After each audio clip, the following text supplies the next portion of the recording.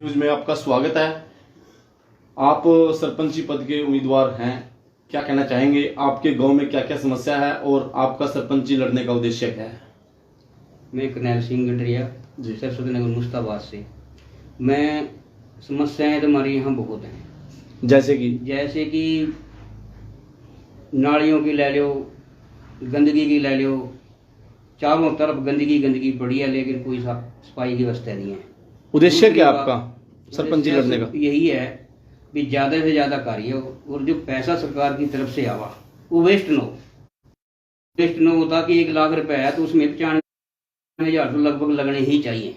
लेकिन ऐसा नहीं है कि 95 लग रहे, उसमें 10,000 रुपये लग रहे, बड़ी मुश्किल से लाख में से।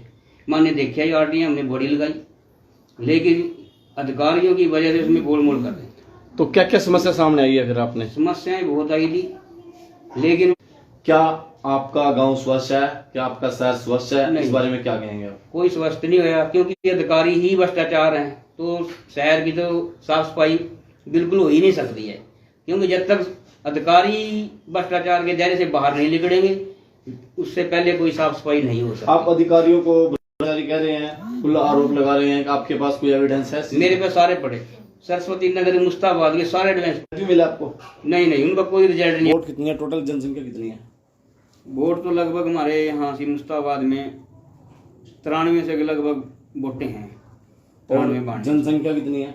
जनसंख्या तो मेरे हिसाब में 15 के आसपास तो होगी।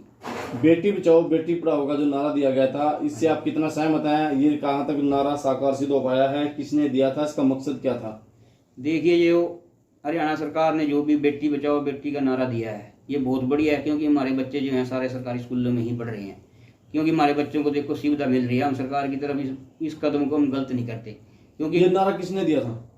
ये नारा जी प्रधानमंत्री जी ने भी दिया, हरियाणा कहाँ से सरकार दिया ने भी गया दिया। ये तो बेटी बचाओ के लिए ही दिया गया। जी। नशा कैसे खत्म कर सकते हैं आप? जैसे कि आप बहुत अच्छे समाज सेवी हैं, तो नशा कैसे खत्म हो सकता है? अपने सुझाव क्या देंगे आप? नशा तो यही है, बच्चे अपना रल मिल के सुबह शाम अपना सांझ सवेर अपना व्यायाम करें, उसके बाद अपना स्कूल की तरफ ध्यान दें। तीसरी बात यह है भी अपना पूजा पाठ में लग जाएं। चौथी बात एक और है, अपने माता पिता का कहना माने, ताकि सबसे बड़ा धर्म बच्चे का यही है, अपने माता पिता की सेवा करना और उसके कहने पे चलना। अगर बच्चा अपने माँ बाप का कहना नहीं मान सका तो वो बच्चा आगे की तरफ नहीं बढ़ेगा। सुबह शाम उठे, बच्चा अपने माता पिता के पैरों में हाथ लगाए, उसके बाद भगवान के पास जाए, पूजा पाठ करे, तो उसका सही बच्चा सारी सुविधा प्राप्त कर लेगा, तो नशा उसके दौरान नहीं लगने का और ऐसा ऐसा नशा मुक्त होता चले जाएगा। बच्चे तो अपने आप ही दूर रहेंगे, जो शिक्षा उनको अच्छी मिलेगी, अच्छा उनके वातावरण में जाएंगे सुबह शाम, तो नशा तो उनके पास नहीं बिल्कुल भी आए। हल्के में सर नमस्कार जी, मेरा नाम राम कुमार है जी। यहाँ पे हमारे जो मुस्ताबाद सरस्वती नगर में समस्याएं तो बहुत सी हैं, जैसे कि मान ले सड़कों का विकास न होना और नालियों में गलियों में गंदा पानी का खड़ा होना, पानी की निकासी न होना और भी बहुत सी अनेक समस्याएं हैं, और जिनकी सुनवाई नहीं होती है और जिनका हल नहीं होता है। आप किसको सपोर्ट करेंगे, किसको प्रमोट करेंगे? सर इन्हीं सभी समस्याओं को, भ्रष्टाचार को देखते हुए जो सरस्वती नगर में हो रहा है, इन्हीं को देखते हुए हम जो है जो है समाज सेवी करनैल सिंह जी को हम वोट देंगे और इन्हीं को हम जो है समर्थन देंगे। हाँ जी, उद्देश्य क्या है आपका? जनता ने अगर आपको मौका दे दिया, जनता ने अगर मेरे को मौका दिया एक बार, या मेरे साथी को मौका दिया, क्या आपका एजेंडा क्या रहेगा आपका? मैं नंबर 1 काम कराऊंगा यहाँ सबसे मुस्ताबाद में।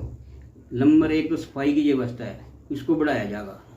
बढ़ाया ऐसे जाएगा कि जैसे कि ट्रैलियाँ लगाई गई हैं, एक ट्रैली जाएगी तो दूसरी वहाँ खड़ी हो जाएगी। यहाँ गंदगी 2 दिन रहती है, एक ट्रैली में गंदगी पड़ी रहती है 2 दिन, लेकिन ऐसा नहीं होगा। एक ट्रैली सुबह ही खाली कर दी जाएगी और उसके बाद जब भी तुरंत नई ट्रैलियाँ लगाई जाएंगी। पहले भी मैंने ही ट्रैलियों के बारे में जिक्र किया था, जिस टाइम मैं पहले सरपंची में खड़े आया था, लेकिन उसके बाद ये बाद में ट्रैलियाँ आई, लेकिन इनके पास इतनी सुविधा नहीं है जिससे चलाया जा सके। और जो कर्मचारी हैं वो कम हैं।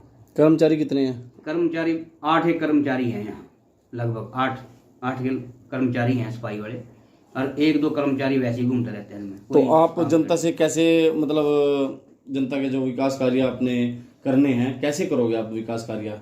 देखो, विकास कार्य जब भी होगा, जो सरकार की तरफ से ग्रांट आएगी उसके माध्यम से। यहाँ पर पंचायत की जो इनकम भी है, कोई इनकम एक पंचायती किलों की है, जोड़ी तालाबों की है।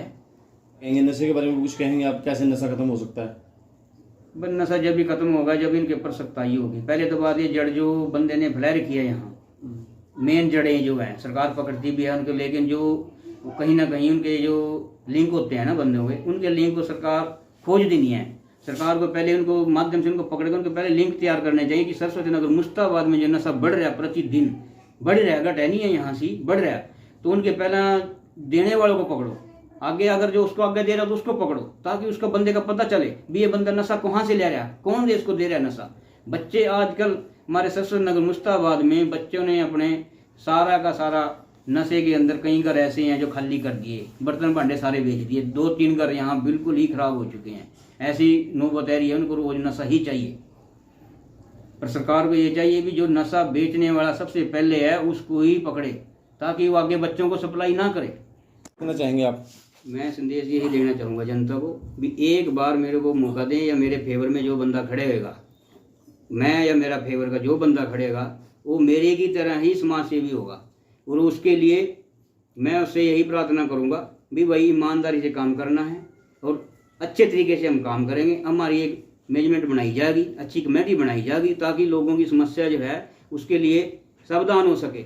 और रही दूसरी बात, कई ऐसी समस्याएं हैं मुश्ताबाद सरस्वती नगर में जो कि कई पंचायत ही लागू कर सकती है। ऐसी समस्या को हम और ऐसी योजनाओं को लेकर आएंगे ताकि लोगों को कहीं बैठने की जरूरत ना पड़े, और भ्रष्टाचार के दायरे को हम बिल्कुल ही खत्म कर देंगे।